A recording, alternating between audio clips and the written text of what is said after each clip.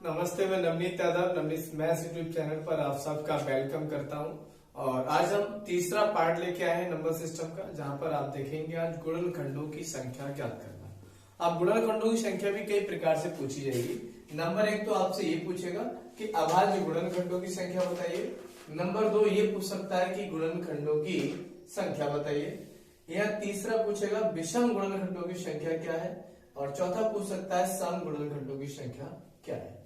तो आप एक बात याद रखिए भी, सबसे पहले अगर हम जैसे ही सवाल ले लिया, पहला सवाल है बोले 5 की घात 2, 3 की घात 1, 2 की घात 3 में अभाज्य गुणनखंडों की संख्या ज्ञात कीजिए। तो आप याद रखिए, अगर कभी भी अभाज्य गुणनखंडों की संख्या पूछी जा रही है तो आप देख लो सबसे पहले कि बेस ऐसा तो कोई नहीं है आधार में कि जिसके फैक्टर हो सके। 5 भी दोबारा नहीं कटेगा, 3 भी नहीं कटेगा, 2 भी नहीं कटेगा। तो आपको कुछ नहीं करना है, केवल इनकी घातों को जोड़ देना है। तो 2 प्लस 1 प्लस 3, तो अभाज्य गुणनखंडों की संख्या हो जाएगी 2 और 1 3, 3 और 3 6, और 6 ही इस सवाल का आंसर। ठीक है भाई, केवल आप देखना है कि आधार में कोई सी के नंबर के दोबारा फैक्टर तो नहीं हो रहे। जैसे मान लो 4 हो जाए तो 4 को लिख देंगे 2 गुणा 2। इसी प्रकार से ऐसे किसी भी नंबर के फैक्टर नहीं होने चाहिए, बाकी आप घात को जोड़ देंगे, वही हमारे अभाज्य गुणनखंडों की संख्या हो जाएगी। सवाल कंप्लीट होता है भाई। चलते हैं अगले क्वेश्चन की तरफ। अगला क्वेश्चन भी ये है, 3 की घात 7 गुणा 2 की घात 5 और 5 की घात जब कुछ नहीं होगी तो यहाँ पे हम 1 मानेंगे। बोले भी अभाज्य गुणनखंडों की संख्या ज्ञात कीजिए। तो आप इस बात को याद रखिए, अभाज्य गुणनखंडों की संख्या निकालना है तो आधार में ऐसा कोई नंबर नहीं होना चाहिए जिसके दोबारा फैक्टर हो। तो 5 भी नहीं कटेगा दोबारा, 2 भी नहीं कटेगा, 3 भी नहीं कटेगा। तो अगर हमें अभाज्य गुणनखंडों की संख्या निकालनी है तो आप याद रखिए हमें कुछ नहीं करना है। तो अभाज्य गुणनखंडों की संख्या निकालने के लिए केवल इनकी घातों को जोड़ देना है। तो अभाज्य गुणनखंडों की जो संख्या बराबर बनेगा वो हो जाएगा भी इसकी घात सबसे पहले 3 की पावर 7 है, 7 को जोड़िए प्लस 5 जोड़ेंगे, 2 की घात 5 है, 5 की घात 1 है तो आप इसे जोड़ दीजिए। तो ये हो जाएंगे 7 5 12 और 1 13। तो अभाज्य गुणनखंडों की संख्या हो जाएगी 13। मान लीजिए यहाँ पे अगर कोई और नंबर आता है जिसके फैक्टर होते हैं, उसे हम कैसे करते हैं वो अभी हम अगले सवाल में देखते हैं। और चलते हैं अगले क्वेश्चन की तरफ। ये सवाल कंप्लीट होता है। अगला सवाल भी ये है, क्वेश्चन नंबर 3 कि 4 की घात 3, 25 की घात 5 और 3 की घात 4 में अभाज्य गुणनखंडों की संख्या ज्ञात कीजिए। तो आप याद रखिए अभाज्य गुणनखंडों की संख्या अगर हमें निकालनी है तो सबसे पहले आप क्या करेंगे भी, देखो आप 4 है तो 4 के टुकड़े करेंगे, कितने टुकड़े हो जाएंगे 2 गुणा 2। इसे हम 4 को ऐसे लिख सकते हैं। 25 के अभी और टुकड़े हो जाएंगे 5 गुणा 5। तो हमें क्या करना है, जितनी घात मिले इसके जितने टुकड़े हो जाए उतने नंबर से आप गुणा करके लिखेंगे, क्योंकि हम इसे लिख सकते हैं 2 की घात 3 और 2 की घात 3।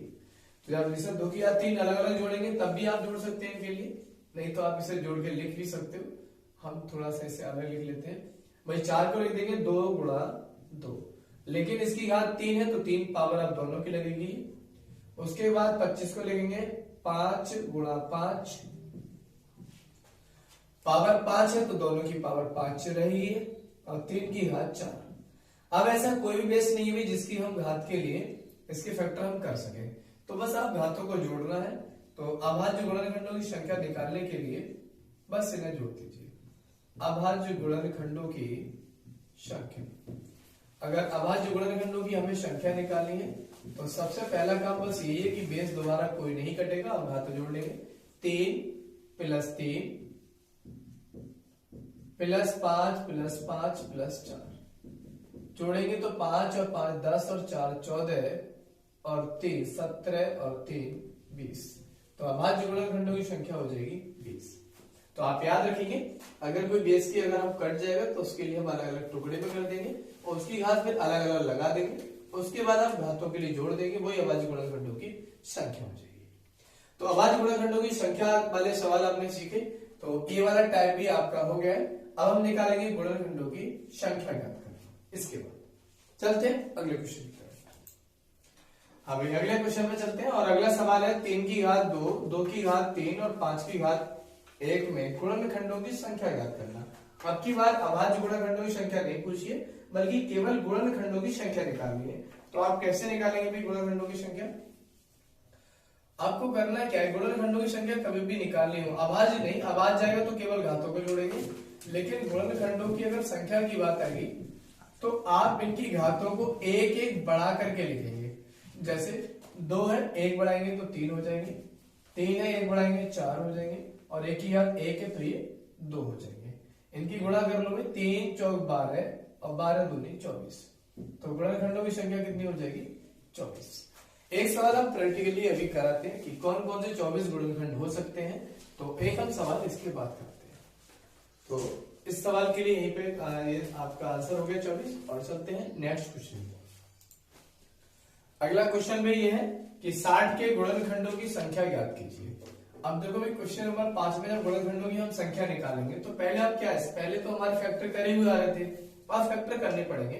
तो 60 के फैक्टर कर लो, 2 से कट जाएंगे 60, 2 3 6 0, 2 से काटेंगे 2 एकम 2, 1 बचे 2 पंजे 10, उसके बाद 3 से काटेंगे 3 पंजे 15 और 5 एकम 5। अगर हम बात करें इसके 60 के फैक्टर क्या हो जाएंगे, तो आप कहेंगे जी 60 के जो फैक्टर हो जाएंगे वो 60 को हम इस तरीके से लिख सकते हैं कि 2 कितनी बार आ रहा है, देखो डबल बार आ रहा है, तो लिखेंगे 2 की घात 2। अब बात करें 3 की, तो 3 की घात 1 हो जाएगी और 5 की घात भी 1 हो जाएगी। गुणनखंडों की संख्या कैसे निकालेंगे, हमने बताया, तो जो भी घातें दे रखी है उसमें एक एक प्लस कर लेंगे।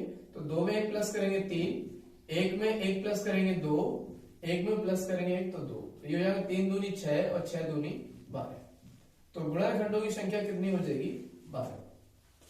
अब बात करते हैं 12। अब गुणनखंडों की संख्या कौन कौन से 12 है, तो इस 12 की अगर हम बात करें तो आप ऐसे नंबर लिखो कि जो आपके 12 से 60 को काट दे। तो आप कहेंगे 60 को काटने वाले नंबर कौन कौन से हो सकते हैं, एक आपका 1 हो जाएगा, उसके बाद 60 2 से कट जाएगा, 3 से कट जाएगा 60, 4 से भी कट जाएगा, 5 से कट जाएगा, 6 से कट जाएगा, और 6 के बाद फिर ये कटेगा आपका 10 से, फिर कटेगा 12 से, फिर 15 से, और 20 से, और फिर 30 से, और फिर 60 से। आप चेक करो कि ये 12 गुणनखंड हुए कि नहीं हुए। 1 2 3 4 5 6 7 8 9 10 11 5। तो ये जो आपके 12 गुणनखंड आए वो ये वाले आए हैं। तो आप याद रखेंगे गुणनखंडों की संख्या कितनी होगी 12। अगर योग की बात करें तो इन सबको अगर जोड़े तो योग कितना आएगा, तो योग भी हम इसी सवाल में बता देते हैं कि योग हम कैसे निकालेंगे। तो याद रखेंगे अगर गुणनखंडों का अगर हमें योग निकालना है तो योग कैसे निकालेंगे।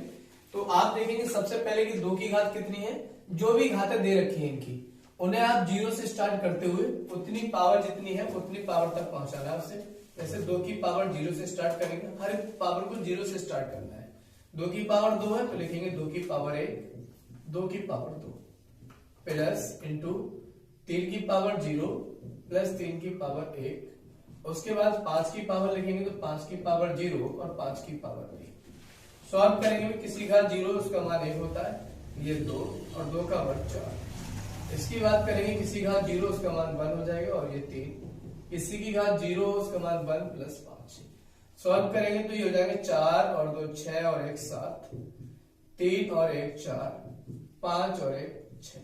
इनकी गुणा करेंगे तो ये हो जाएंगे 7 चौक 28 गुणा 6, 6 अट्ठे 48 हासिल 4, 6 दूनी 12 और 4 16। तो याद रखेंगे उनका योग कितना हो जाएगा 168 मिलेगा। अभी जो हमने गुणनखंड लिखवाए थे अगर आप इन सब के लिए जोड़ेंगे तो उन सब का योग 168 आ जाएगा। तो गुणनखंडों का योग हम इस तरीके से निकालेंगे। ठीक है भाई, चलते हैं अगले क्वेश्चन की तरफ। अगला क्वेश्चन ये भी 150 के गुणनखंडों की संख्या ज्ञात कीजिए। तो अगर हमें 150 के गुणनखंडों की संख्या निकालनी है तो सबसे पहले भी 150 के आप फैक्टर करेंगे। आप काटेंगे 5 से काटो, 5 3 15 0, 5 6 30 और 3 दूनी 6 और 2 एकम 2, ये फैक्टर आ गए। तो आप देख देंगे यहाँ पे भी 150 के जो फैक्टर हुए हैं वो ये है। 5 2 बार आया तो 5 की घात 2, 3 की घात 1 और 2 एक बार है तो इसकी घात 1, ये इसके फैक्टर हुए। तो कभी भी गुणनखंडों की संख्या निकालनी हो पावर को 1 प्लस कर लो। 2 में 1 प्लस करेंगे 3, 1 में 1 प्लस करेंगे 2 और 1 में 1 प्लस करेंगे 2, तो 3 दूनी 6 दूनी 12, ये हो गई गुणनखंडों की संख्या। अगर हम बात करते हैं भी योग की, तो योग कैसे निकालेंगे आप इसे और समझ लीजिए। अभी हमने बताया कि किसी का अगर आपको योग निकालना हो तो बढ़ते क्रम में पावर उसकी मैक्सिमम पावर तक जाएंगे और 0 से स्टार्ट करेंगे। तो 5 की पावर 0, 5 की पावर 1 और 5 की पावर 2। अगर यहाँ 5 की पावर 3 होता तो यहाँ 3 तक ले जाते, इंटू 3 की पावर 1 है तो 1 तक ले जाओगे, तो 3 की पावर 0 से स्टार्ट करेंगे और 1 तक आओगे। इसकी पावर 2 होती तो 2 तक ले जाते। उसके बाद 2 की पावर भी आपकी 1 है तो 2 की पावर 0, 2 की पावर 1। बस इसे सॉल्व करना है। किसी का 0 उसका मान 1 और ये 5, 5 का वर्ग करेंगे तो 25। वर्ग का मतलब 5 की 2 बार गुणा करेंगे, इसका मान 1 हो जाएगा, ये 3 हो जाएंगे और ये 2 हो जाएंगे, और किसी का 0 उसका मान 1 हो जाएगा और प्लस 2। सॉल्व करेंगे तो 25 और 5 30 और 1 31, 3 और 1 4 हो जाएंगे और 2 और 1 3 4 दिया 12 की गुणा करेंगे तो 12 1 12 भाई 3 चौक 12 और 12 कम 12 की 2 हासिल 1, 12 दिया 36 और 1 37। तो जो योग हो जाएगा वो 372। ठीक है भाई, अभी तक हमने देखा गुणनखंडों की संख्या और उनका योग निकालना। अब हम पहुंचते हैं विषम गुणनखंडों की संख्या और योग कैसे निकालेंगे। ठीक है, चलते हैं अगले क्वेश्चन पे।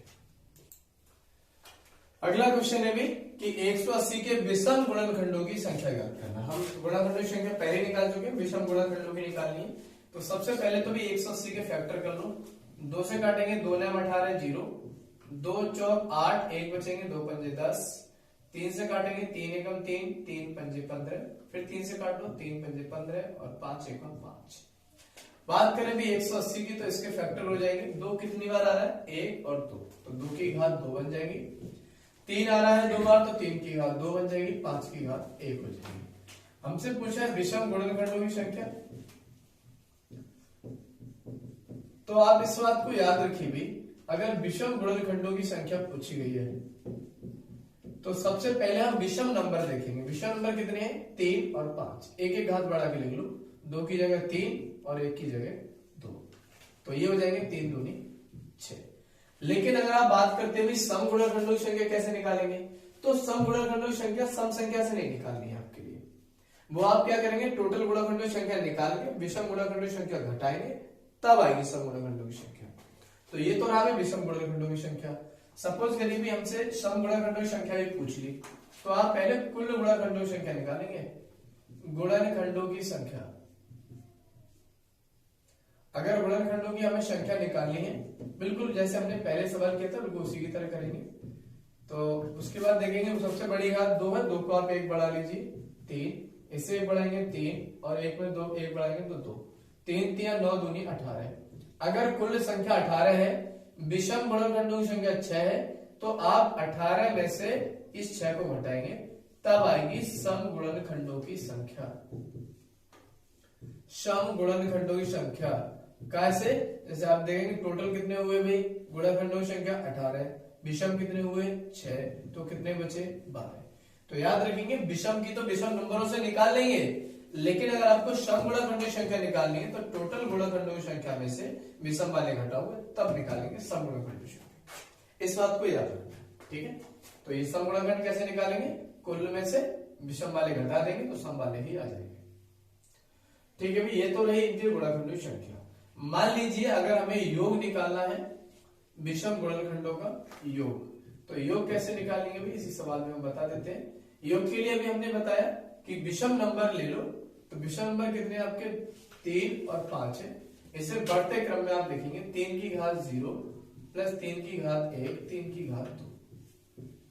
ये आगे विषम गुणनखंडों का योग निकालना है। 5 की घात, ये 2 नंबर ही विषम है केवल, तो यहां से आप 5 में निकालेंगे, 5 की घात 0, 5 की घात 2, तो विषम गुणनखंडों की संख्या हो जाएगी ये किसी का 0 उसका मान 1, ये 3 का वर्ग है तो ये 9 हो जाएगा। किसी की घात 0 होगा उसका मान 1 होगा और ये 5। इन्हें जोड़ लीजिए, 1 और 3 4 और 9 13 और 5 और 1 6 और 13 6 78। ये हो जाएगा भाई आपका विषम गुणनखंडों का योग। योग ये हो जाएगा, अगर सम गुणनखंडों का योग निकालना है तो पहले कुल गुणनखंडों का योग निकाल के विषम वाले घटा दोगे तो ये सम गुणनखंडों का योग है। ठीक है, तो आपने देखा भाई विषम गुणनखंडों की संख्या कैसे निकालते हैं। विषम जो भी नंबर है उनकी घातों को एक एक बढ़ा करके और गुणा कर देंगे विषम गुणनखंडों की संख्या। सब की पूछे तो कुल गुणनखंडों की संख्या निकाल लो। एक एक हाथ बढ़ा दो 3, 2 में 1 प्लस करेंगे 3, 1 में 1 प्लस करेंगे 2, 18। अगर टोटल में से विषम वाले घटाएंगे तो ये सम वाले ही बचेंगे।